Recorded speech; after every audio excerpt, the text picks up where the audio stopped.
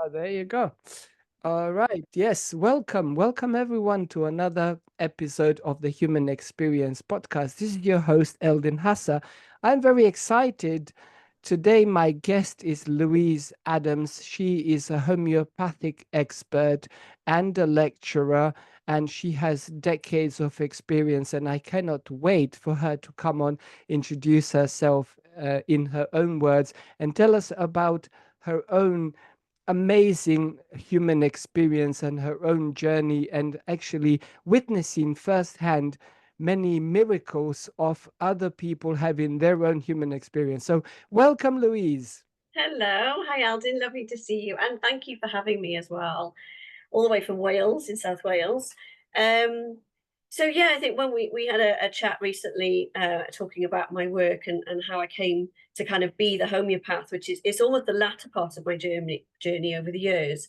So, I'm trying to think when it was now, back in 2002.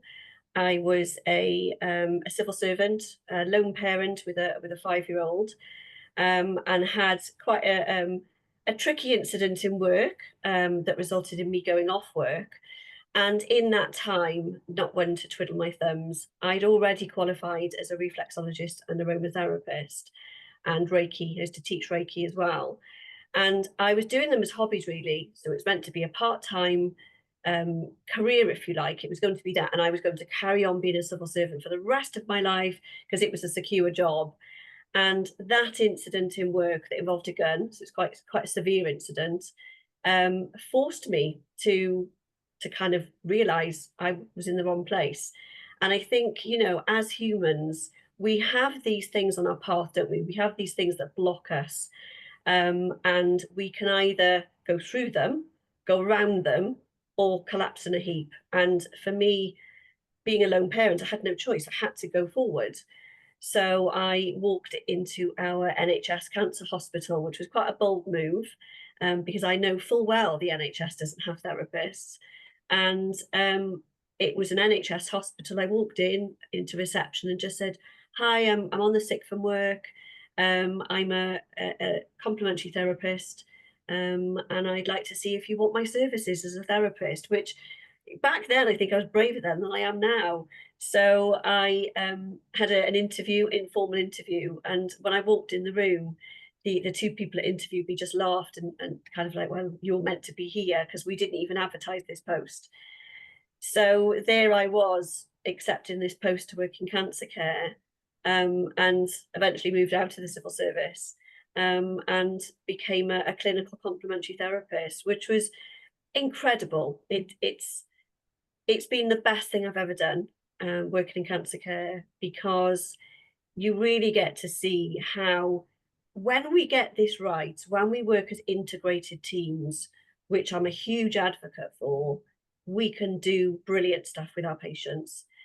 And this is what that environment was. It was sitting in a room full of consultants, nurses, doctors, working with the patients and saying, right, this patient needs this. What can you guys do?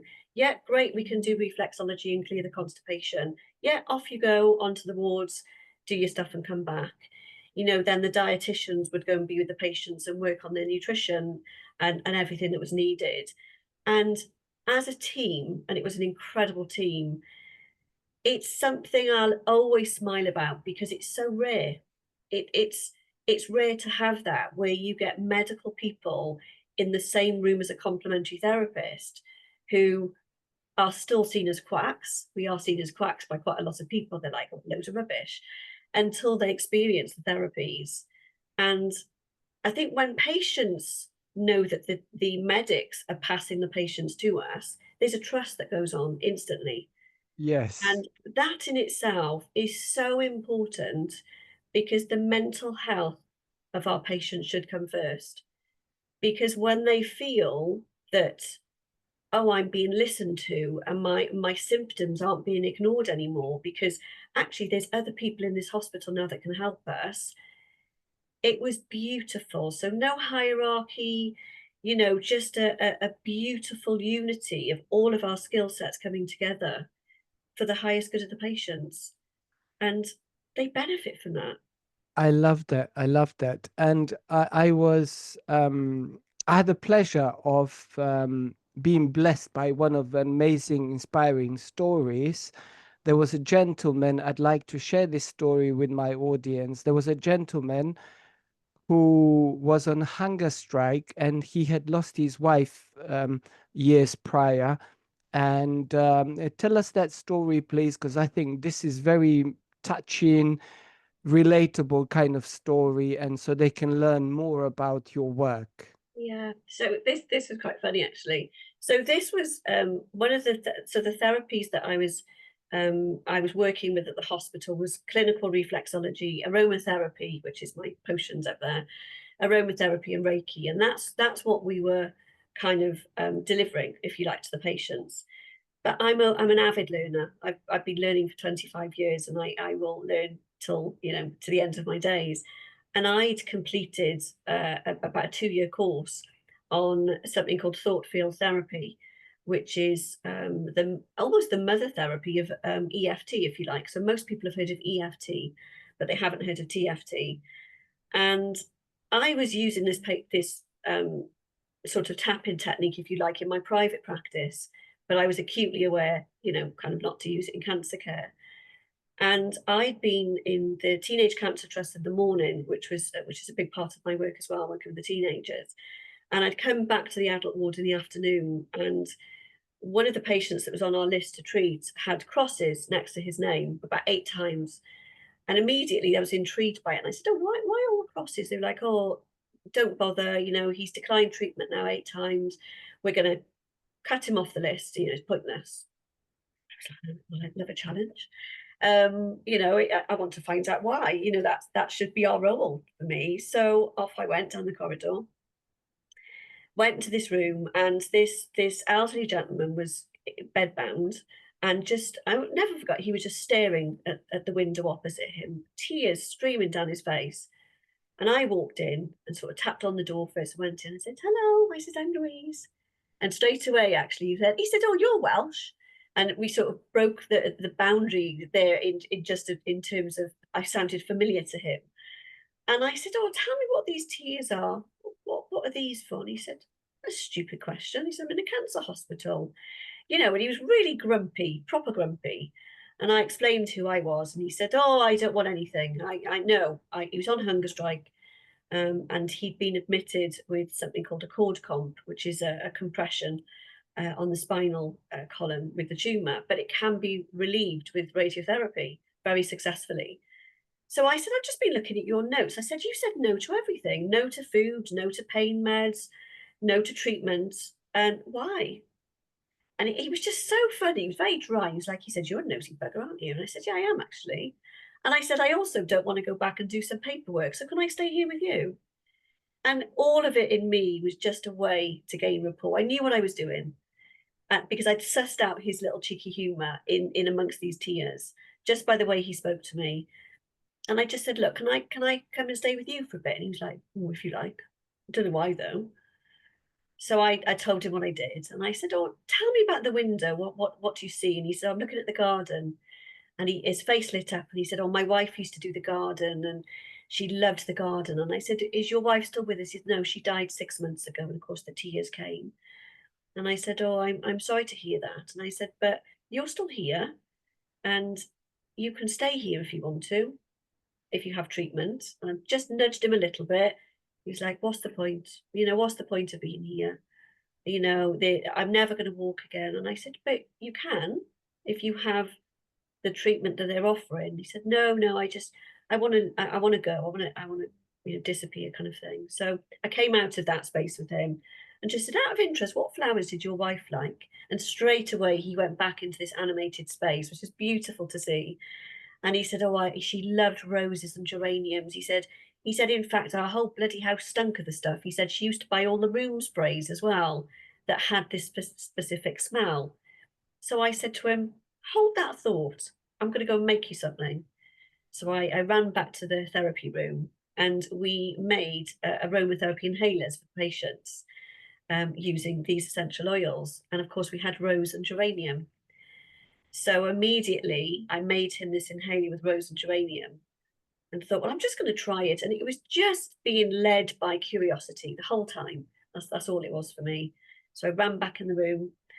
So I said to him, smell that. And he was like, oh, and it just lit up. It was beautiful to see. And I said, while I've got you there, can I try something with you?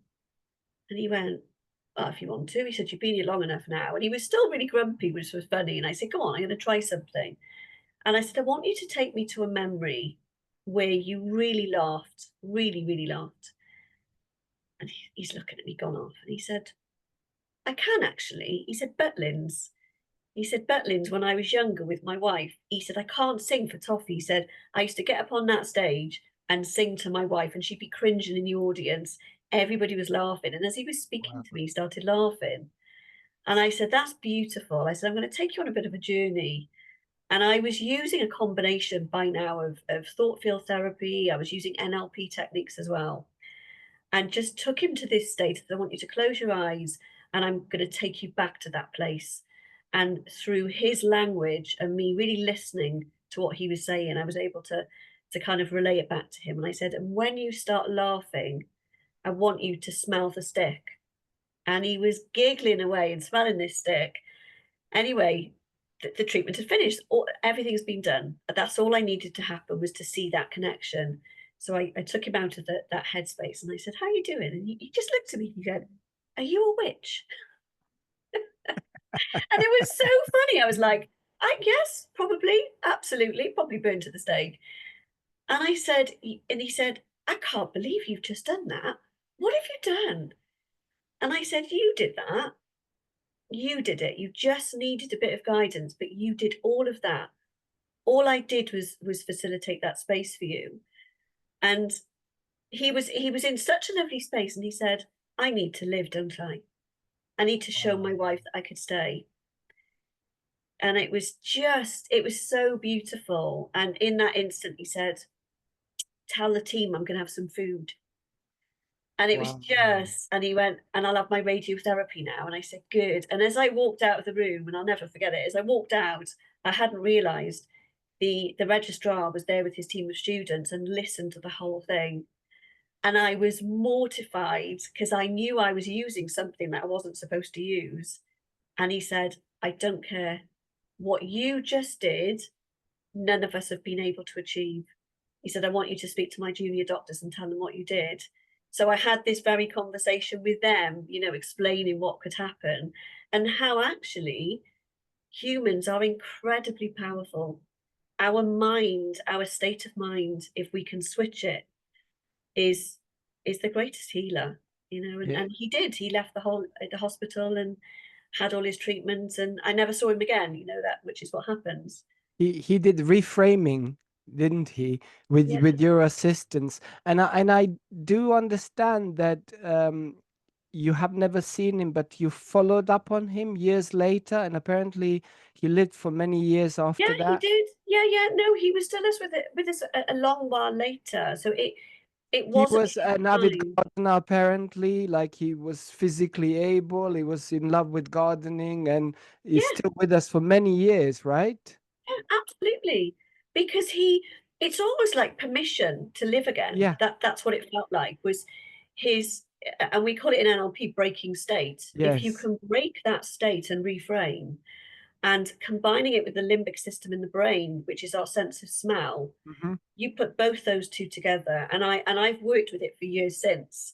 It's been a magical combination, but it just requires curiosity from us, and that sense of being able to support them on that journey, that they can Absolutely. you And know also flipping the emotions that you associate. It's kind of like through the inner narrative. mm, And this could be just generally in a mm, person's life. It's not necessarily just cancer patient, could be anyone. yeah, Is yeah, people live under these false narratives, mm, which they have the strong emotion associated with that narrative, and then they keep telling that story, which leads them to believe that they are victims. And the brain and the absolutely, body does not know the difference between something vividly imagined, yes, which they experience physiologically in yeah, their biology, in their physiology, that trauma of that situation, but 9 times out of 10, it's the imagined narrative rather than something that actually happened. Even the Yeah, study on memory, only up to about 50% of the memory from decades yeah, ago is the accurate memory. The yeah. other thing is like you making up the gaps between, Yes, yeah, and each time you are recalling the memory, you are making it up. It's not actually absolutely. what has happened. So it's Yeah, incredible how, reframing and dissociating, like changing the emotion from, like kind of like I'm a victim to it's a mm, blessing. mm, Even yeah, that little kind of path. It's incredible the work that you know. I know obviously you do a lot of work one on one with patients, and you mentioned lecturing as well. So mm, can you tell us a little bit more? I know you got a number of companies. You also mm, are a trainer. You mm, are um, training companies how to mm, actually run a successful business in their field. yeah. You lecture on these topics for many years. So tell us more about that, please. Yeah, so I do lots of different things really. So I used to be a lecturer of therapy, so that's what I started off with, and then decided to have a training company to train future trainers so that I could, develop people into the best possible trainer that they could be. Because so many people have a beautiful message to sell and they don't know how to. So I teach people to train, how to get up, how to present to others. But a lot of the work I've done sort of clinically and with the therapy side of lecturing is going into the NHS and private industry, lecturing on the benefits of looking after your mental health or, as you say, reframing perspective. I teach a lot on perspective. Um, marginalised groups. I really like working with marginalised groups in society who don't usually have access to education.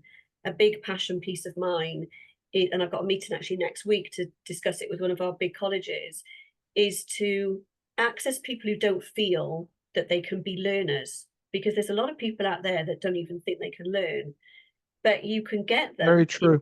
It is, isn't it? And again, that space that they It's the inhabit narrative, isn't it? is the narrative, and I hear it all the time. Yeah. I get with my learners, oh, I was rubbish in school. And I'm like, stop talking Or, about my or, friend or like that. people, or if you actually examine the environment where they grew up, Yeah, is what are the stories that they've been told? People like absolutely. us, like so. Yeah, So the family, I mean, God bless them. They yeah, they did the best they could with the resources they had. But absolutely. what they've been saying to those kids since birth is that people like us, we don't do so and so and so. Yeah, We can never do so and so and so. And then yeah, that child becomes a teenager, and the yeah, child grew up with the mindset of, we a family, even they would say the surname of the family, we the yeah, Joneses, we yeah. cannot do these Yeah, things. it's all the time, and I've got a huge passion for knocking that out. When people come to my courses and say, "Oh, I'm not very good at this," I'm like, "Stop talking about my friend like that." It's the first thing I say to Exactly. people. Whoever is in there having that dialogue, Yeah, please tell him or her that yes, I'm not happy with the that. absolutely. Yeah, and I'll always say to my learners, "Excuse me, I didn't invite those today, so can you tell them to stand outside?" I just always find the creative ways, and everyone's so different. Everyone communicates. So if I've got a class of, I don't know, 10, 15 learners, and especially with neurodivergence as well, which I work with lots of learners who fall into the categories of, The don't spectrum, yeah. believe. Yeah, absolutely. So I do a lot of work there. And it is a juggling act because you've got someone here that just needs a bit of a confidence boost. You've got someone here that's the complete opposite, and there's someone with doubting, what we call doubting Thomas sat on their shoulder. And Yeah, when that character appears, we'll give it a name as well, and yeah, say, right, I want you to name this one, but name that one. That's the angel and the devil on the shoulder kind of thing. yeah, yeah. And even just that dialogue alone, I've had learners come back to me and just said, thank you for doing that with me, because that was enough for Absolutely. me to pass the course. Because you made me realize I listened far too much to that one, and you told it to stay outside the room. Yeah. And just those, as you say, reframing. So my lecturing is very varied. And the humor helps a lot. It does. You and I know why we use humor when we are teaching the learners, it's because, the subconscious mind doesn't resist. But Yeah. when you try kind of too much analytically to reason with it, the subconscious mind sees which angle you're coming from, and it It does. blocks you. It does. And Yeah. then because you use the humor, Yeah. then it's confused, and then It you is. have an opening to Yeah. actually, what you are doing, you are rewiring the brain and reprogramming the subconscious mind there and then you giving them anchor points, you giving them tools to then go home Yeah. to actually practice. And as you say, the naming them, like one of my clients, she was having this condition for 18 years. I don't know exact name, but something to do close to arthritis. One of those conditions where Mm. she would actually go like a claw hands. She couldn't even Mm. type or write or Wow. whatever. She's been with me for 2 years. She couldn't walk properly and all of that. Now she's walking, she's dancing, she's writing, she's doing everything. And basically, she got healed Yeah. completely. And now she's a Absolutely. lecturer teaching others who have a similar condition in Canada to Brilliant. actually teach them about what's possible. Yeah. But what was one of the, I would say, uh, pivoting points was she named, I said, okay, what is one, if you can pick like a toy, like a fluffy toy or something cuddly, something that is, you hold it, it gives you so much love, maybe in your childhood.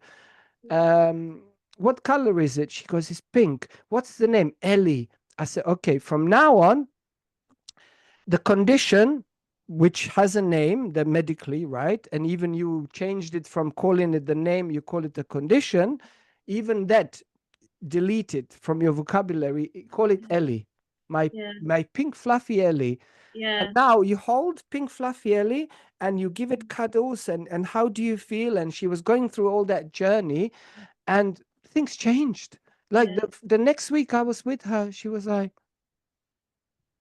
what did you do? I said, I Yeah. didn't do anything. It's you. And Yeah. it's, I That's it. love my pink fluffy Ellie. I cannot have enough of her. Yeah. You know? Yeah. and It and matters. now it matters so much, the Mm. flipping the narrative. But you, as a lecturer, as a teacher, guide, coach, whatever you want to call yourself, Mm. you guiding a person to actually experience that intrinsically Yeah. within their own inner abilities and powers, rather than Yeah. kind of you doing it for them. Yeah. Oh, You know what I absolutely. mean? And I think this is the power of it. And it's the same with that gentleman who's like, well, you a witch. And it was quite funny. Yeah. But like, but you did that. I just guided. I think something that I possess a lot of is humor, but curiosity.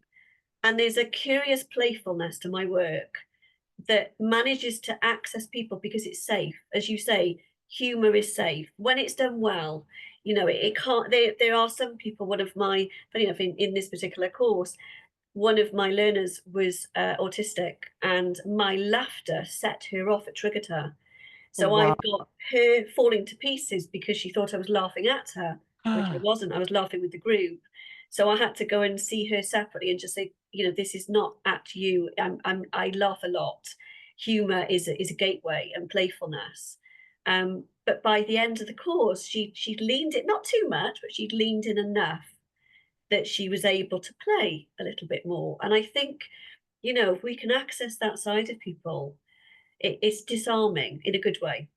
Yeah, absolutely. And also, people in some spectrums, they don't understand certain humor, especially sarcasm. Yes, okay, And definitely. where, like, I've had people even in groups, Mm. they would be like, somebody would do some sarcastic jokes and I would Mm. laugh, and then maybe a couple of others, but then maybe one or two be like, almost like from the Friends, Joey Tribbiani, everybody's laughing, and he Yeah, 5 minutes later he got the joke.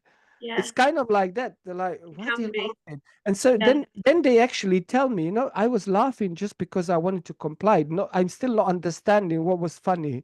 yeah, Can that's you right. explain it to me? And and it's like, and they kind of feel left out. And it's almost, the way their brain works is very different. Yeah, And I actually tell them that you are the superhuman.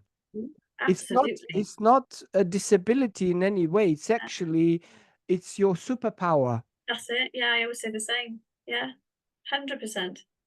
Yeah. Yeah, so it's just because, like I don't even know, especially in Western countries, they call it special needs Mm, education, special needs mm, kids, right? yeah, And there is kind of like a normal, and then there is special needs. No, I don't think that's accurate way of no, kind of labeling. And then depends of the support system this human has had. It yeah. could actually be disabling in a sense, Mm, because they've been labeled, mm, and as there is something wrong with them, and then later yeah, on in the adulthood they always say like, look, I have difficulty, yeah, yeah. it's, and as you obviously from your work all these years, um and you told us your story, your human experience, how obviously you were faced with the challenge with your 5-year-old, Mm, and you had never stopped learning. no, And I understand you went to university mm, in your later life to retrain. So you I kept did. going, and you continue to go to study, obtain Mm, certifications, go to university. mm, And so tell us more about this. Is very inspiring, because there are mm. people out there who like, oh yeah, my life is over. I'm 30, I'm 35, I'm Yeah, 40. yeah, yeah. I hear it a lot actually, and again, it's that state of mind. I've always been like this since I've been a young child. I've always had the ability to change my perspective in a second, always, to the point where it probably drives some people crackers, because somebody will come to me with a negative narrative, and I'll immediately spin it and say, "But what if this?" But You what know, if, yes, yeah, what if? What if you were saved from that experience? And I think with my experience of, I got threatened with a gun, which is the actual trigger for all of this. That's what happened in the civil service. So when I started this by saying I had quite a severe incident, it was severe. It all went to Crown Court. But even though I went off sick, and for a while, and I did suffer with PTSD at the time initially, what that did was make me curious and think, well, why am I suffering with this? Why? I haven't been in the forces or been in a war. How on earth have I got PTSD?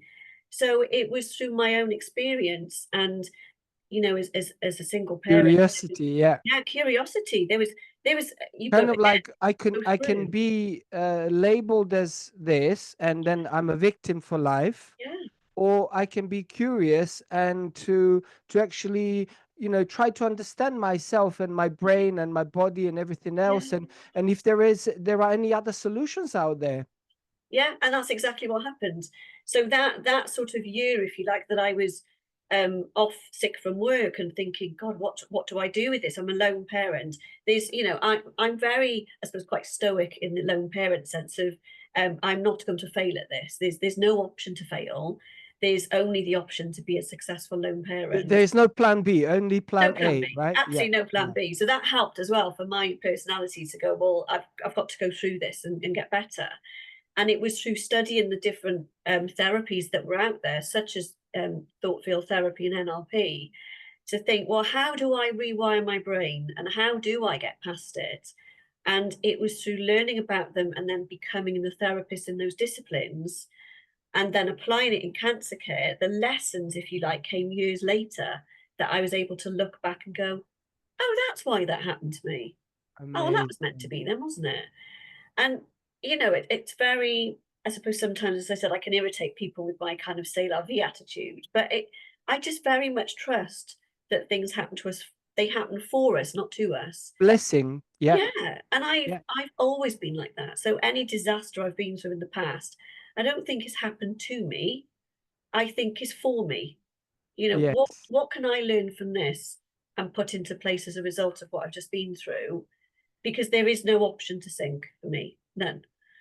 So I I think love that. I that love helps. that. That helps me to face forward.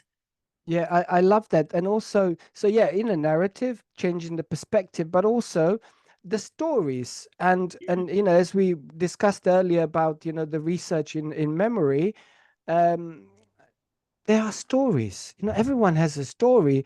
And how, so if you tell someone that, look, it's so easy, just change the story. Yeah. And they're Yeah. like, what do you mean change the story? Well, Yeah. are you trying to say that never happened? No, Yeah. that did happen. But I said, by you retelling this story, do you know what happens to your brain and body? They say, what? I say, you reliving the trauma as if it's happening right here, right now. Absolutely. And they're Yeah. like, well, they say, "Well, you're actually right." Well, so I know I'm right. That's my job. That's what I do. So I Yeah. said, what if you can dissociate, you can detach the emotion. So there is no emotional charge. Mm. So you can tell a story objectively without reliving it. That's Yeah. called healing. Basically, now Yeah. that's a sign you have healed. They Yeah. said, well, that would be lovely. And then I said, well, what if then how would you feel that you don't have this story to tell anymore? Would people actually call you and check up on you and see if you're okay? They Mm. said, well, yeah, actually, I'll be honest with you, I'm actually frightened that that will stop, that people Right. will not. Yeah. And I said, well, the reason being is that you are confusing attention with love. Absolutely. So, Yeah. so by people checking up on you, you're always telling the same story of I'm a victim, this happened to me, that happened to me, the doom and gloom and the disaster and Armageddon and then unconsciously you projecting it into the future. So you kind of almost if you let's say in a love life, you are attracting those kind of partners Mm. which will actually give you similar experience that you've had in the past Yeah. unknowingly, but that's not what you want. But That's because right. of your energy resonance, that's what you are attracting. So I Yeah. said, wouldn't it be nice for you to experience unconditional self-love? And then when you do attract the partner, is the partner who gives you unconditional love. And Mhm. then this is the life you live. They'll be amazing. Yeah. Yeah. And I said, well, there is a step-by-step process to get there, Yeah. but we need to start from removing the emotional charge. We need to Yeah. change the narrative, the inner conversation, Yeah. and then from there, I said, as a side effect, you're gonna have health and vitality. You're gonna look younger. You're gonna feel Yeah. better. People will be like, did you dye your hair? Did you do Mhm. something? Did you lose weight? And it's like Mhm. in a matter of weeks you Yeah. look 20 years younger. That's right.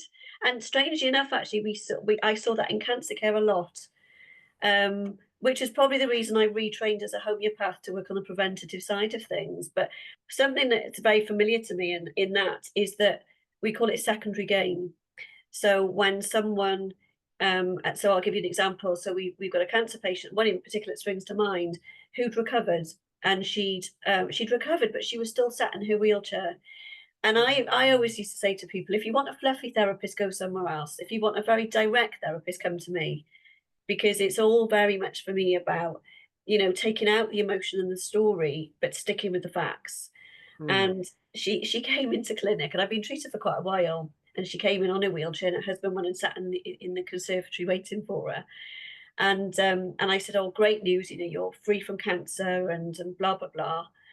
And I said, "Can I ask you why you're still sat in that wheelchair, though?" And I am very blunt at the best of times. And she said, "Oh, well." She just didn't know what to say. And I said, "We don't need to be in the wheelchair because you don't have the reason that you were in the wheelchair in the first place, because that's gone now." Yes. And it's almost like I had to train her to remember that the cancer had gone. But then I'd also looked at the relationship between her and her husband. And I said, "Out of interest, how has your husband been since you've had cancer?" And she said, "Oh, he's been amazing. It's the best he's ever been." Yeah. And there it is. And I said, you need to make that new life for yourself with your husband without that Without reason, the wheelchair. without the wheelchair. So Mhm. I was quite bossy. I said, "Come on, stand up." And I walked her across the room a couple of times, because naturally she was weaker. She needed Yeah. physio as well. And I was being quite playful with her, and she was safe. So I said, "Come on." I said, "You need to re-find your husband again, but this time without cancer.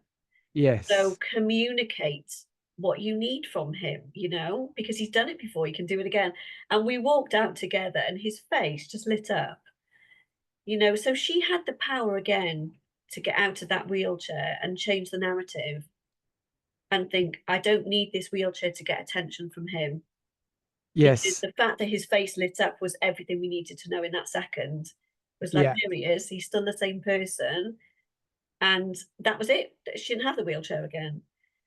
So there was lots of that in cancer care that I saw all the time, and I always played around with it playfully, and use their language to access, because everyone's different. Everyone speaks differently as well. Absolutely. And I'd like you to tell our audience, I know why, but in your own words, when you said communicate, I believe communicate your needs appropriately, Yeah, because unfortunately, adults often they communicate in a way from a premise that he should know better, she should know better, from the place of assumption, yeah, rather than using the language like I feel, I need, yeah, rather than, so they say you, and the yeah, moment they keep, they begin the sentence with you, the person who is hearing this, mm, they actually feel attacked, yes, they and do. then they begin actually, instead of creating the bond and unconditional love,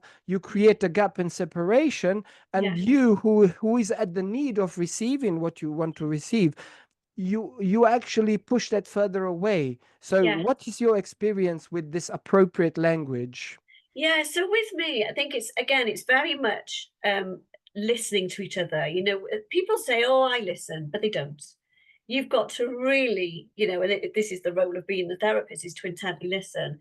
And I'd often say to my couples, because I would work with them both as well, and sort of reframe the language around that communication. So very often, so with that particular couple, and we'd had a chat actually before she'd gone back out, and I said, right, thank him for being there for you. Thank him for everything he's done.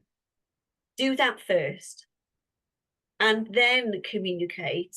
You know, thank you for doing this for me, because when you do this, this is how I feel.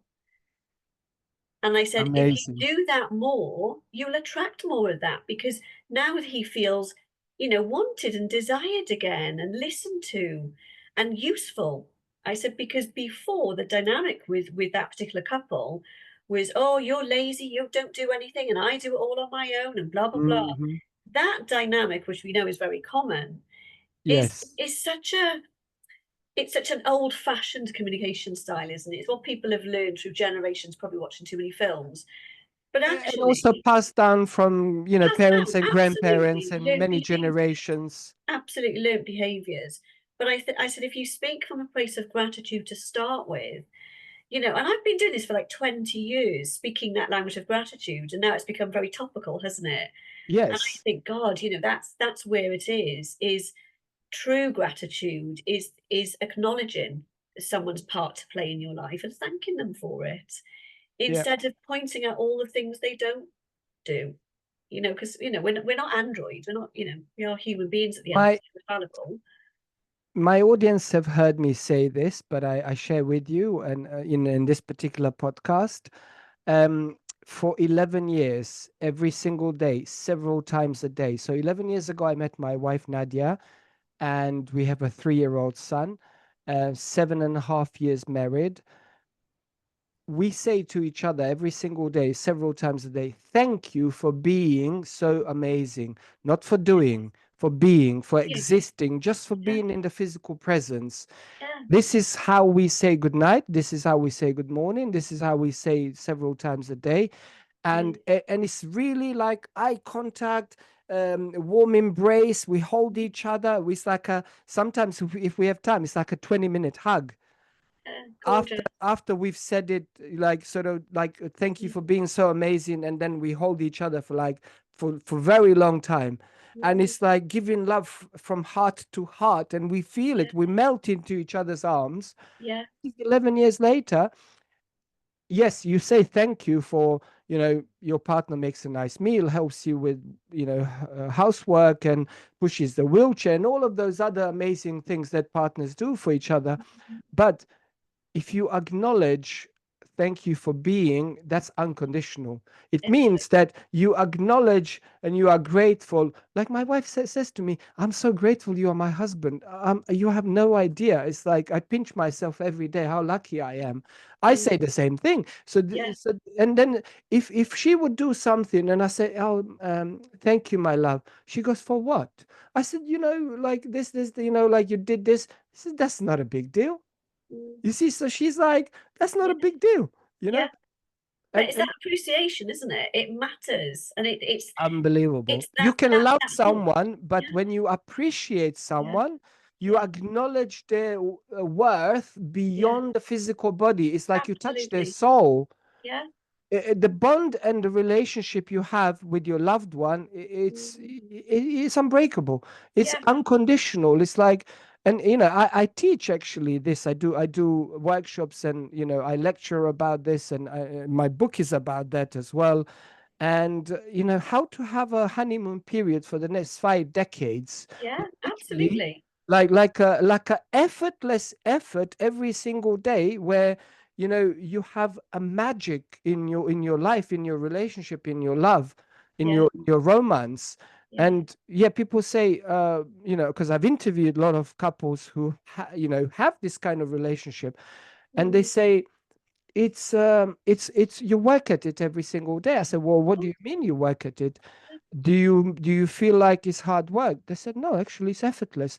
yeah, And for the audience to know, I mean, being a therapist, you have actually changed your biology and physiology. You've trained your brain to work automatically, so yeah, it no longer feels like effort. Like when you yeah, ride a bicycle or you drive a vehicle, it's automatic habit in your yeah, brain and body. So you actually just show up as this person. You don't have to make an effort to be appreciative, to feel gratitude in your yeah, heart, to feel unconditional love. You just are. yeah, that's right, yeah, yeah, it does. It resonates with everything around everyone around it then, doesn't it? Absolutely. And then because you are in that state, Mm, um, the heart is a magnet. Like in the human body, the electromagnetical energetical field, mm, the heart acts as the transmitter and the receiver, right? And it's more powerful than the brain. yeah, 5,000 magnetic charge and 100 times electrical charge. So your heart is more important. So when you're in that state of gratitude, which is a default human state, you are mm, actually attracting mm, opportunities, mm, attracting people, attracting help, support, all sorts of things, kind of like just land on your lap, on your mm, desk, yeah, without you making too much effort. And mm, but when you are in the opposite, when you are in a state of like anger, mm, scarcity, always complaining, like always blaming, you are yeah. actually repelling the things you desire to experience in Absolutely. your Yeah. life. Yeah. No, 100%. Yeah, I agree with that. And then also, as being a homeopathic expert, and with so many other kind of degrees and certifications, it actually impairs your immune system, your health, and your well-being, not just mental, physical as well. Yeah, absolutely. In fact, most of my immune cases I'm working on at the moment, because it's coughs and cold season, and I create sort of remedy boxes for patients to work with that season, if you like, to keep themselves healthy. And 9 times out of 10, some of the remedies that I'm giving them are to support their mental and emotional health. And Yeah. it's that if we can fix this part, the physical body has a chance to recover. Because You know, you probably heard this, no organism in nature can survive for prolonged period of time, to be in a state of survival, state of stress, state of fight or flight. And yeah, humans, unconsciously, they are in that state perpetually, yeah, and they are in that cycle, like the production of cortisol and adrenaline. Then yeah, all your energy goes to those extremities, as if your body and brain is feeling mm, that it's being chased by a lion. And mm, so the digestive system shuts off, the immune system shuts off. And yeah, if you keep doing that over and over and over again, eventually you're going to begin to develop some sort of chronic conditions, which yeah, you were going to have to go and see a doctor for. And basically, long and the short of it, it's your own inability to self-regulate your nervous system and mm, your emotional state. mm, So so so actually, that's a good news. So if you are not able, what does that mean? You don't have skills. So mm, you can learn different skill sets to That's right. begin to actually understand what is the nervous system, the parasympathetic and the sympathetic nervous system, how to actually, what are the modalities and techniques that you can Mm, actually deliberately and intentionally get yourself into parasympathetic nervous system, which yeah, is homeostasis, which is inner peace, which is actually is your default yeah, state. of course. Yeah. Then even the work that you do with medical staff or with homeopathic Mm, experts, will those treatments will work better. yeah, they do. And it's funny you say about the balanced state. That's exactly what homeopathy does. It looks at the person when they are in balance, but most importantly, what happens when they're out of balance. And this is Yeah. what we're working with to bring them back to this space again. Because that's the vital force in all of us is this wellness. But when the vital force is not working properly because you've got stress and poor diet and what you're watching on TV, what you're listening to, all of it contributes to that, maintaining cause, if you like, which brings our vitality down.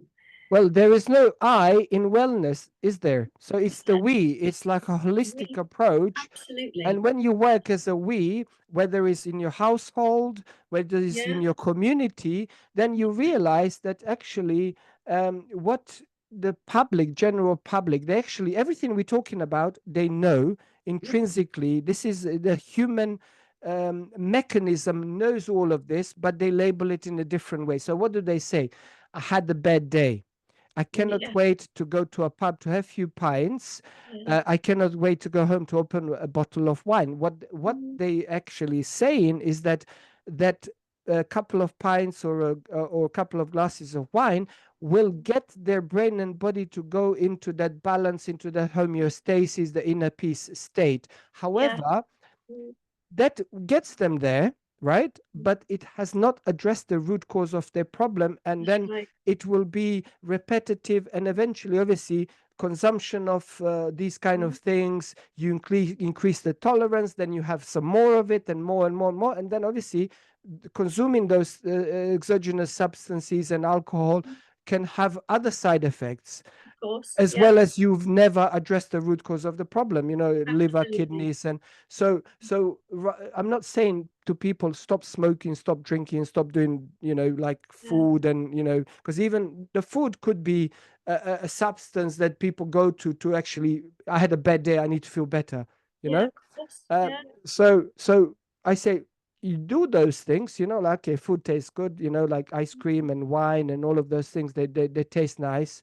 But if you can, do that some of the time, but then Mm, say, okay, what are the healthy things that I can do, yeah. sustainable, which are good for me, that I can have in my toolbox? So I say, well, go see a therapist, go see Mm, a coach, go see homeopath, go see experts who have million modalities, and they yeah. can actually prescribe, tailor make something for you. That's And then right. then Yeah. you can have various things in your toolbox. You don't have to spend 2 hours a day doing all these things. Mm, If you do 5 minutes here and there, it's enough. You can do something while you load in the dishwasher. You can do yeah. something while you are vacuuming. You can do something while you're sitting on a toilet, while you're brushing your teeth. I Mm, mean, there mm, are so many different things you of can do. course. Yeah.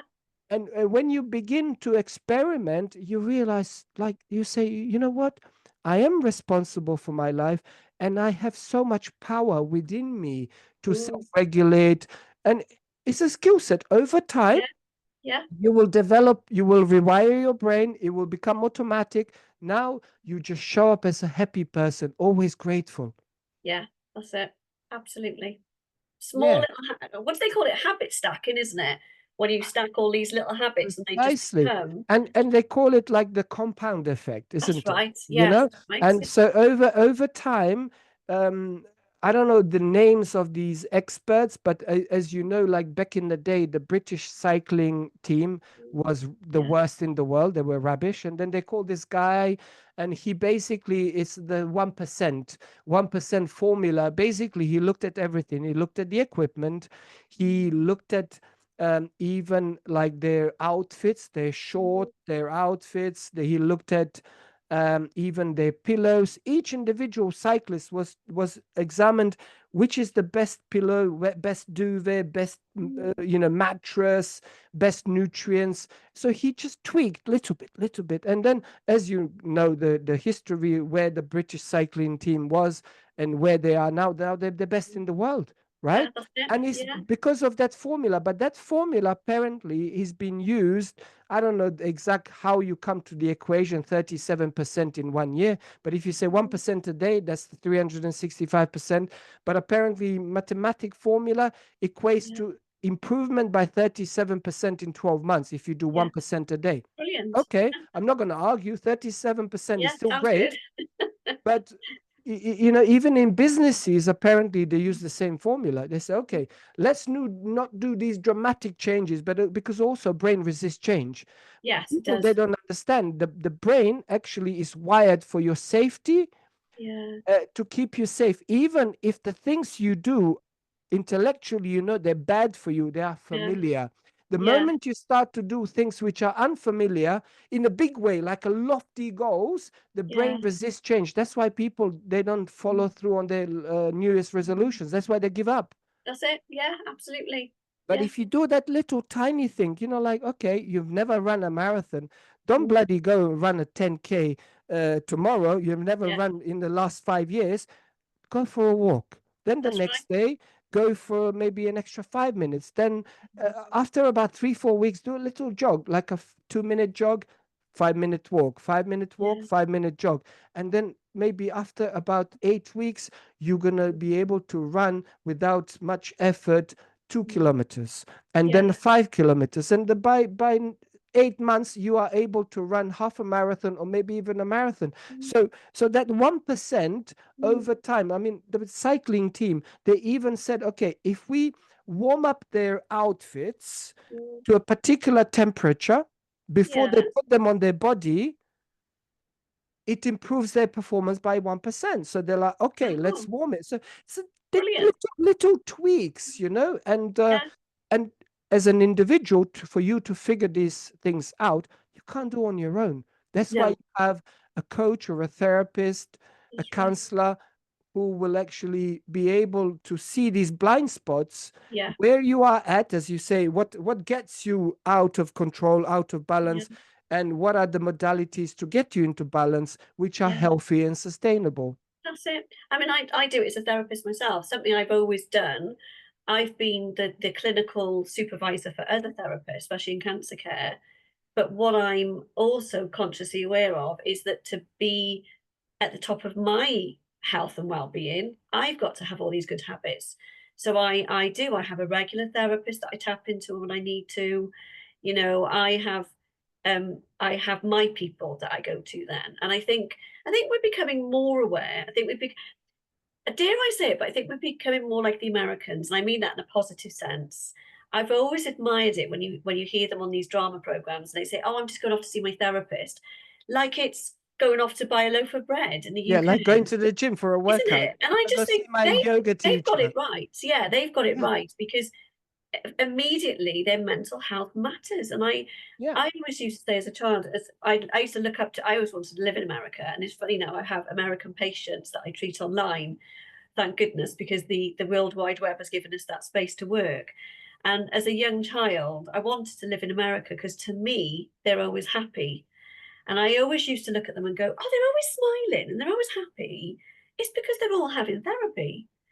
So for me, I've made that connection myself from a very young age that actually, if you regularly have therapy, you'll stay at the top of your game. So for me, I need to be a healthy therapist and a healthy lecturer so I can continue to serve others.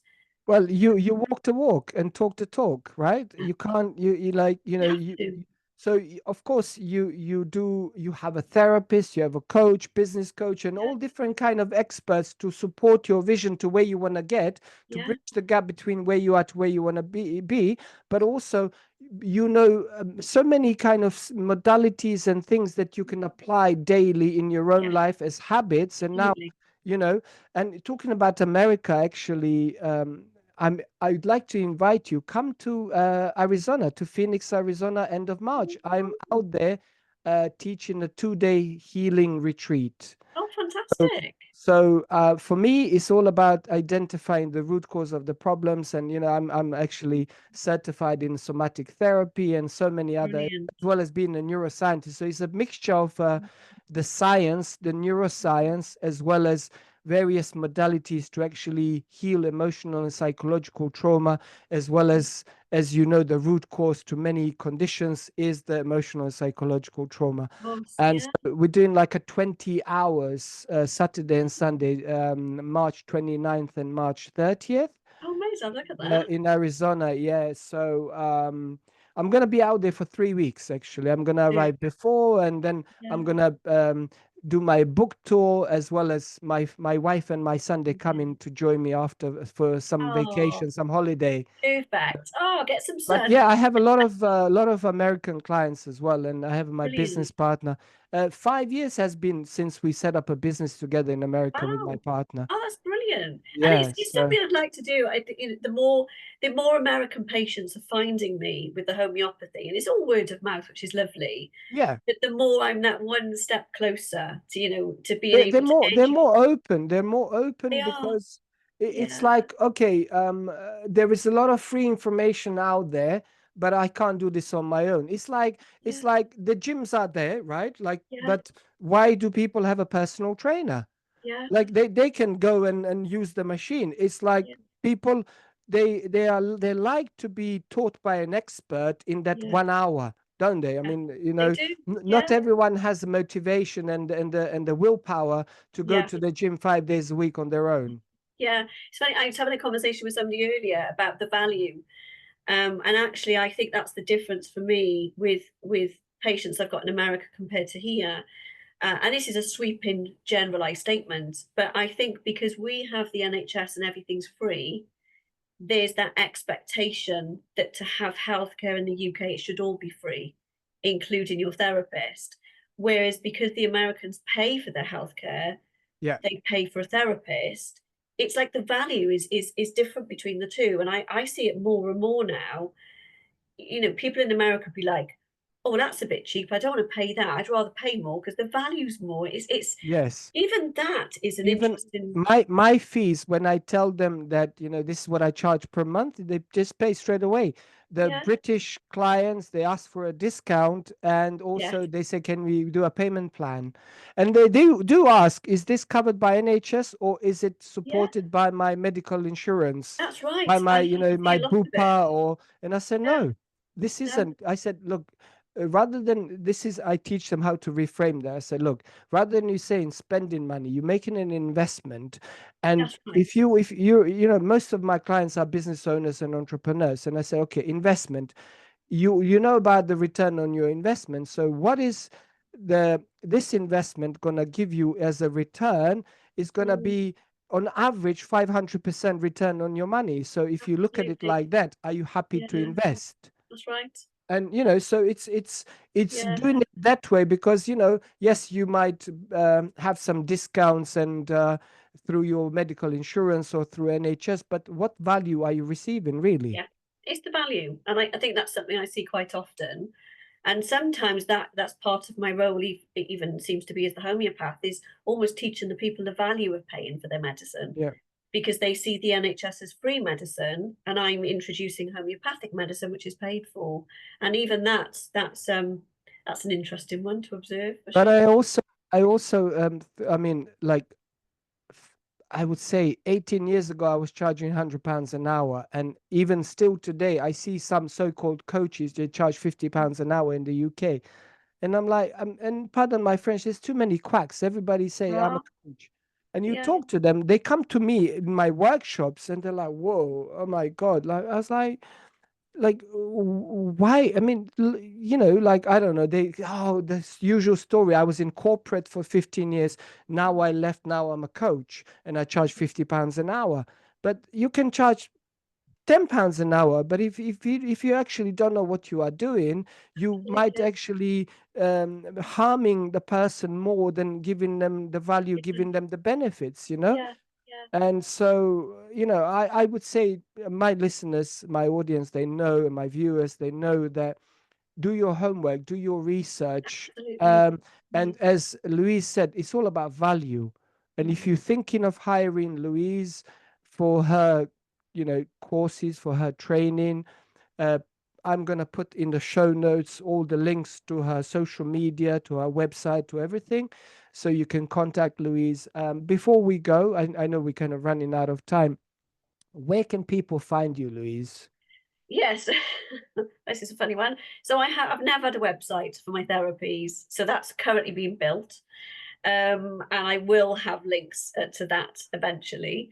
My training company, Petals Training, so that's my probably most visible piece at the moment. I've got a website and LinkedIn, so I'll send you all those details so you can put them in the bottom. But when people see it, they might think, well, what's Petals Training got to do with therapies? It's purely because I don't have a website yet for my Okay. therapy side, but So you this can is still your find me. training for trainers, right? Yeah, training for Yeah. trainers. So I teach people how to be accredited trainers, assessors, and IQAs, Okay. and write training programs for companies as well, so that they can deliver Amazing. their message to the world as well. So nice and Amazing. varied, nice and But varied. but I guess on social media, on Facebook and everywhere, it's just your full name, right? At Yeah, it Louise should be. Adams, yeah. It should be Louise Adams.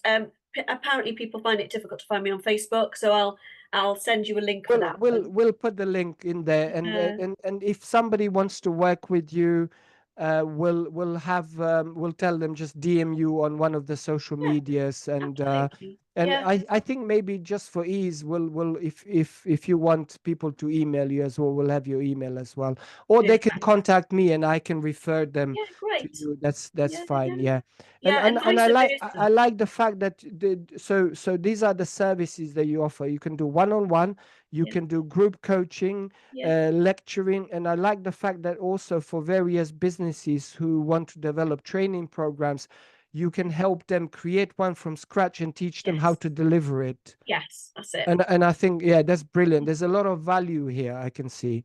Yeah, yeah, absolutely. It's Yeah. nice and varied for me, for sure. It's Yeah, brilliant. amazing. Well, thank you so much, Louise. Thank you. It's been Thank you for wonderful. everything that you do for humanity, healing one patient, one person at a time, and also in all your group activities. And I'm pretty certain that you training the trainers to be able to Mhm, deliver value for their clients and their mhm, patients. You just paying it forward and paying it forward. So thank you so much for mhm. everything that you do. Thank you so much. Thanks, Eldin. Lovely to see you. All right.